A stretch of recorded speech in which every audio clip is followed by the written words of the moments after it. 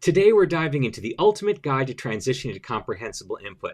Hey everyone, I'm Fizz, your friendly CI sidekick, and I really have some awesome tips for you today. That's right, Fizz. Whether you're just starting out with CI or you've been dabbling for a while, we're here to help you overcome those common hurdles.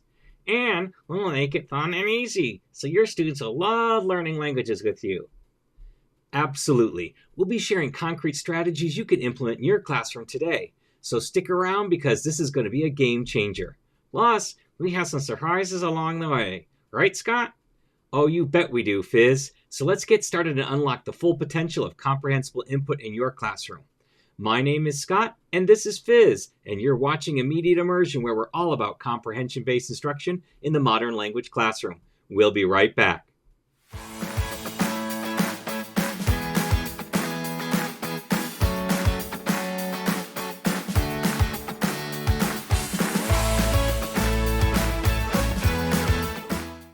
First, let's talk about what comprehensible input is and why it's so important to language acquisition. Well, the idea comes from Stephen Krashen, and his idea is that we acquire languages through comprehensible input. That's input, things that we hear and that we read that are understandable at just above our current level of language. And this is so important because it's the way we naturally learn languages. From our first language to our 13th language, CI is how it's done. And the difference between CI and traditional grammar-focused methods is substantial. When you're talking about traditional grammar-focused methods, what we're talking about is usually memorizing long lists of vocabulary and memorizing grammar rules and trying to apply them after the fact. The difference here is with comprehensible input, students are learning the language in context. So vocabulary is coming in the context of what they hear or what they read, as well as the grammar. And that's how it's happening with our children when they're learning their first languages. We don't set out to say, oh, we're going to teach the present tense today, or we're going to teach all of the vegetables today. We talk and communicate with the kids, making our information comprehensible to them, and then they learn the grammar and the vocabulary in context, which then takes it from the surface of the brain and has it permeate deep inside. And so you want to embrace a mindset shift. So you want to shift your focus from teaching the lists of vocabulary and grammar rules and work more on making sure kids are understanding the language that you're using in class. And you need to use the language in class as much as possible. That's where the comprehensible input comes in. And the more language you use in class and the more comprehensible you make it, the more the students are able to acquire. Now, this isn't like a textbook again where you're trying to teach a chapter for mastery in 2 to 3 weeks. That you need to have a patience and persistence in this transition process. So you've got to trust the process and watch the kids prosper over time, because they will, and their knowledge and ability will grow much greater than it ever could from memorizing lists and rules. I know, change is hard. But let me go ahead and address some common concerns when transitioning over to comprehensible input. First, the fear of losing control in the classroom. I get it. When you were teaching with a textbook, it was very structured. You taught a lesson, kids then worked in the workbook or in the exercise in the textbook, and then you repeated the process. It was very controlled. And in a comprehensible input classroom, it's a little bit less controlled, but also it's more fun and engaging for both you and the students. It doesn't get old because you are talking to students in the language about things that they're interested in, and you'll get a new sense of control that's different from traditional teaching, but not a bad thing. You also have concerns about covering the curriculum. We can cover the curriculum all we want. It doesn't mean that just because we covered it, that kids actually have mastered it. So what we do is we look at our curriculum, we pick out the pieces that are high frequency vocabulary, high frequency grammar, and high frequency culture, and we work on that. We are condensing into a smaller amount of material that has a wide breadth over the curriculum, but because we're focusing on the smaller overall content, we're able to go deeper. And when we go deeper, kids are able to retain it so much more. I also know, starting out something new, our confidence goes down. So you need to slowly build your confidence. Trust that process again. Start small. Start with one particular activity, then add on another activity and slowly build that confidence. Anything that's worth doing is worth doing poorly at first. So give yourself the permission and the grace to do it poorly. Tell your kids that you're working on it and it's something that you want to try and experiment with, and they'll come along with you. And I'll tell you, I have so many teachers who have success stories working through comprehensible input. I had one teacher, I was teaching at a workshop, and she came in with a bad attitude. I had question words up in German up on the board, and the first thing she said to me, she was a German teacher, she said, "Those aren't capitalized." And I'm like, well, they're not in a sentence, they're just words, so they're not supposed to be capitalized. But at the end of that training, she was completely convinced how comprehensible input could not only change her students, but also her current attitude about teaching. She was at the end of her career and she was frustrated and she just wanted to leave and move on and get on with her life. But here, after trying CI with her classes, she stayed on for a few more years, more than she expected. So there are lots of success stories out there going from traditional to CI, and it doesn't matter where you are in your career. If you're early, like I did mine, or like you were her or a French teacher I work with who did it late in their careers, CI works, and trust the process and watch how your students can grow. And also, while you're in the transitioning, find ways to do peer observations and maybe even some collaborative planning. If you don't have anybody in your area that you can use to observe or to collaborate with, then join groups like Facebook groups or other membership groups where you can work together and co-collaborate. Maybe you can even record each other's classes so you can watch them. But peer observations and collaborative planning is a great way to help you transition as well. Next, you're going to want to adapt classroom materials and activities. You don't want to throw away the baby with the bathwater. You don't want to start and reinvent the whole wheel. So start by evaluating your existing resources that you already have. So look at your textbook or any other materials that you have and identify which sections of those align with comprehensible input principles. Which things are going to provide input in context with the vocabulary and grammar that you actually need to teach that you can help the students acquire language with. So that's the first step. Then you can go ahead and look at any traditional resources and make them more CI friendly. One of the things that I did early on when I had to use a textbook is I would take the readings in the textbook and then I would rewrite them, but I would change the names of the people in the stories to students in my class. That made them more personal and more engaging for my students.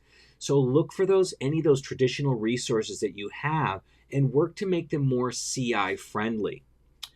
Incorporating authentic materials. We are in such a lucky age right now where authentic materials are relatively easy to come by no matter what language you're teaching. Back when I was a student, and even when I first started teaching, the internet wasn't as big as it is now. So it was hard. YouTube wasn't around, so you couldn't find videos or news clippings that were authentic in the actual target language. But nowadays you can, between Netflix, YouTube, online news articles. You can find so many things that are authentic, and you can find them and graduate them to the different levels that you're teaching. And it's a wide source of information of authentic materials that you can use to build that comprehensible input. And the key here, whether you're taking your traditional resources and converting them or you're looking for authentic resources, is that you want to find not only things that are comprehensible for the students, but also engaging. So don't look for dry articles or dry topics. Look for things that are really engaging for your students. Because even if they might be slightly above their comprehensibility level, because they're highly engaging and they're delving into the interests of your students are going to work harder to understand them. So find articles and videos about skateboarding, about gaming, about sports, things that kids are really interested in, and you'll find some great success. Okay, here are 3 strategies that you can implement right away to get you started in your transition. The first strategy is TPR, total physical response. So this is where you incorporate physical actions to accompany verbal instructions and new vocabulary. There are 4 things that you want to do while you're engaging the students kinesthetically here. The first is to associate your words with the actions. So you introduce a vocabulary word, you tell them what it means, and then you attach an action to it. You say it, you do the action, and then the kids follow. They don't repeat after you, but they will do the action after you. When you feel comfortable that the kids are doing these actions confidently, then you move on to step number 2. And step number 2 is where, again, you say the word, but then you delay your action. So you say the word, you're watching your students, they should do the action, and then you follow up with the action so they can kind of check their work. Again, when the students are able to do this confidently and quickly, then you can move on to step number 3. And step number 3 is where you'll say the word, but you won't model at all the action. So you're just going to say the word, and again, you're going to watch your students and see if they're able to do it confidently. When they can do it confidently, then you can take what you've done so far and you can incorporate into what we call novel commands. So you're telling them to do things using the language and the actions in novel, fun, and interesting ways, like run to the board and touch the board with your left hand. Jump up and down on your right leg. Doing things like this engages those kids kinesthetically, and it reinforces that language comprehension. The second strategy is picture talk. Here you're going to use images to spark discussion and describe scenes, promoting natural language use. I do a Google image search for one of 3 topics that I really find engaging for my students. 1 is funny baby pictures, 2 are funny animal pictures, and then my friend Yannick from Belgium, she said she always looked for awkward family photos, and so that's my 3rd one. All of these will bring a rich resource of images that you can use and collect, and then you can post them up on the screen in your classroom, and you start to describe and talk about the pictures, and you're using natural language while you're doing this. And then you can even sometimes turn those images into actual stories, which brings us into strategy number 3, storytelling. Creating and sharing engaging stories that incorporate key vocabulary and structures in context. That's the key here.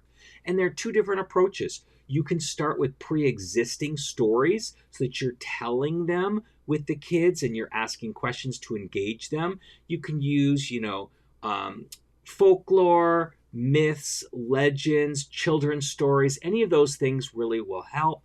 Or you can do what we call story asking, where you are co-collaborating a story with your students. It's a little bit more engaging when you co-collaborate a story because kids are thinking that it's partly their story and they take ownership of it.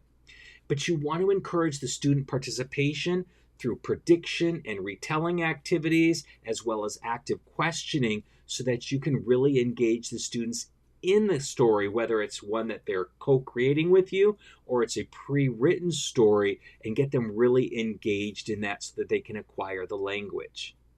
Hey there, amazing teachers! Are you ready to take all the stress out of starting the new school year? We've got just the thing for you. Introducing our Back to School Bootcamp. It's a 10-part mini course designed to get you fully prepared using Comprehensible Input. That's right! With our Bootcamp, you'll be all set for a smooth and successful start to the year. We'll cover everything you need to know, from planning engaging lessons to creating a positive classroom environment. So, what are you waiting for? Join us at nn.us/bootcamp and make this your best year yet. You'll find practical tips, resources, and tons of support to help you every step of the way. Don't miss out. Sign up now and let's make this school year an amazing together. See you at the Bootcamp. Now that you've started your CI transition, you want to build a supportive community. So create a local professional learning community, a PLC. You can form this on a Facebook group, a virtual community, or even an in-person local one that you can meet maybe once or twice a month. And you're here to form groups for regular discussions, resource sharing, and problem solving. When you get together with like-minded individuals, You can troubleshoot, you can figure out ideas, you can come up with some common lesson plans and strategies to tackle your CI journey. You can also utilize online resources and networks. So here you can go on, there's multiple Facebook groups. Some of them are overall like the IFLT/NTPRS group on Facebook, but there are also local ones like ones specializing in French or German, or there's ones for Hawaii or the tri-state area of New Jersey, Pennsylvania, and New York. There's a Michigan one. There's lots of them that you can find, and you can utilize those resources and networks as well. You can also engage with online forums, social media groups, and CI-focused websites. So you've got immediateimmersion.com. We have blogs. We have trainings that you can get involved in. There's the Comprehensible Classroom. There's lots of different resources all around. Follow people on social media like Instagram or TikTok or YouTube to get more information as well. And participating in webinars and virtual conferences, as well as in-person conferences and workshops, can help you stay up to date and inspired. You can also network through these, and there's lots of different opportunities. Immediate Immersion has a lot of online training as well as in-person training, but you also have other options. There is the Fluency Matters Conference in the summer, National NTPRS Conference. There's the CI Summit. There is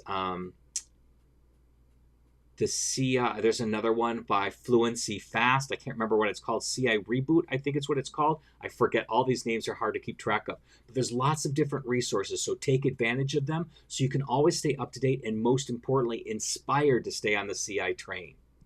And that's a wrap. We hope you found these tips helpful and are excited to implement them in your classroom. And don't forget to give this video a thumbs up if you enjoyed it. And if you're new here, hit that subscribe button and ring the bell so you'll never miss any of our CI tips and tricks. Be sure to check out these 2 videos that YouTube has picked out just for you. They're packed with even more great content. Thanks for watching, everyone, and as always, happy comprehensible input!